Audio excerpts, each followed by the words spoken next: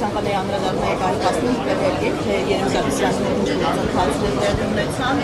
մեկուսացին Երեմ Սարգսյանին վարույթից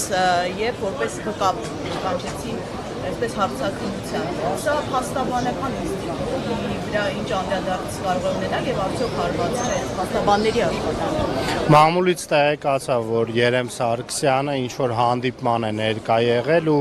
այդ հիմքով իրեն հեռացրել են վարույթից բայց ուզում եմ հստակ արձանագրենք որ Երեմ Սարգսյանը նախքան հեռացումը 1 օր նախորդիվ արդեն իսկ առերես հարցաքննությանը բավականին երկար ժամանակով մասնակցել է ու հաջորդ օրը հանկարծ պարզվել է որ մասնակցության անհնարինություն կա ու պետք է հեռացնել Երեմ Սարգսյանը ու առհասարակ ցանկացած փաստաբան ներկա լինելով հանդիպման տիրապետում է որոշակի փաստաբանական գաղտնիքի ու բնականաբար ինքը չունի պարտավորվածություն այդ գաղտնիքը բարձրաձայնելու սա եւս մեկ ակնհայտ ապօրինի վարքագիծ է իրավապահ մարմինների կողմից փաստաբանի հեռացումը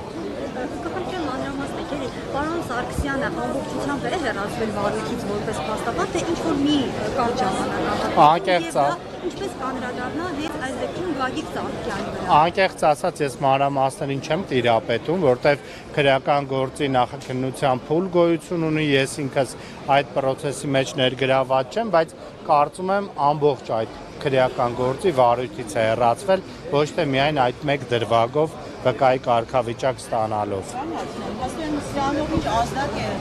առհասարակ փաստաբանական համայնքում արդյոք մտահոգություններ Միանշանակ ունեմ, սա նշանակում է, որ ցանկացած գործով, որով դու որպես ներկայացուցիչ փաստաբան մասնակցում ես վստահորդիդ հետ կապված որոշակի իրադարձությունների ներկա ես լինում, կարող են զուտ քո վստահորդին զրկել քո պաշտպանությունից, իսկ փաստաբանությունը, ինչպես գիտեք, եթե հանրային պաշտպանի մասին չի խոսքը, անձը ինքն է որոշում, ով իր իրավունքները պաշտպանի։ Զրկում են անձին իր ընտրած փաստաբանի, իր ընտրած պաշտպանի միջոցով պաշտպանվելուց, ինչը իրավական աբսուրդ է, իրավական ամենաթողություն է։ Եվ այս բազմաթիվ աշխատակիցներ 10,000-ից ավելի առանց աշխատանքի մնացել, սա ընդհանրապես այս գործընթացը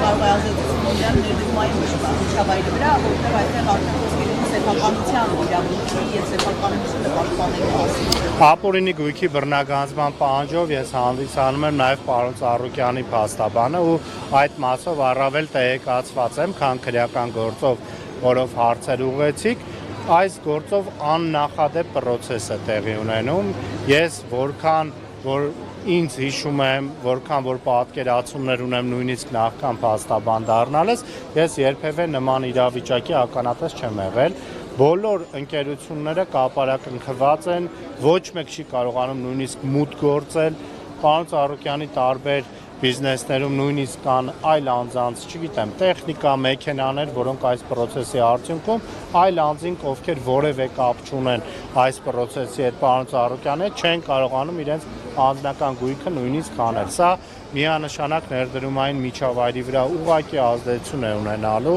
Սա իրավական ամենաթողության ամենավառարտահայտված դեպքն է, որի մասին նույնիսկ մտովի ֆանտազիան չէր կարող անձանց իրավաբանների, փաստաբանների ներել, որ պատկերացնեին կարող են նման իրավիճակ ականատես լինել Հայաստանի Հանրապետությունում։